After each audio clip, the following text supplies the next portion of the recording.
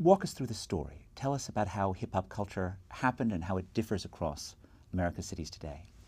Well, in hip-hop, the city or place is everything. This notion of the hood is really this owning the city that you're in, because it is how one understands who they are, especially as a young person, in the world. Once you leave home and you're going to school and seeing neighborhoods, and if it's public transportation, as you're going from neighborhood to neighborhood on the bus, you get graffiti culture developing as people mark the route that they're taking, so everyone knows this is how they get to school. And so on the one hand, you've got this very sort of sweet notion of, I'm going to school and I'm going to put my initials on everything so everyone knows that I'm going.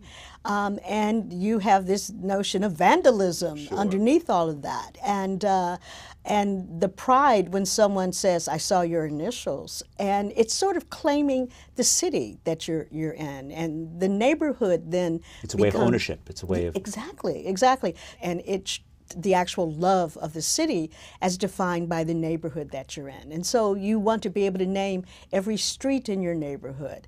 And as you're developing this notion of space and place and what it means to be in your city, your neighborhood, you're also getting a sense that, especially as you get older, that there are other neighborhoods that, from your perspective, especially when you're young, actually compete with you. And within hip-hop culture, what began to happen was that, you know, different neighborhoods, there were different sounds or different things going on, different activities. And you began to really figure out, how do I represent this? How can I talk about these experiences?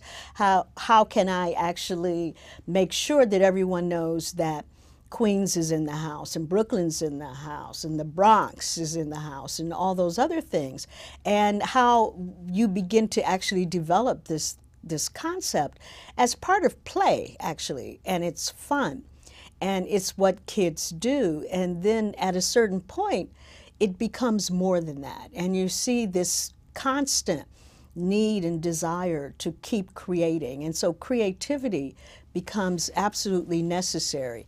Can we do this a better way? Can I describe this area in a way that's more interesting? Can I talk about issues in a way that's interesting and that actually really represents my neighborhood, my space, where I'm from, my school, all those things. It's one of these very amazing things when you think about what hip-hop has done to revive the idea of cities. For millennials, their notion of the city is often drawn by these hip-hop artists. If you ask someone, you know, what hip-hop artists grew up in the Marcy projects, someone, let's say, 30 years old, they don't even have to listen to hip-hop.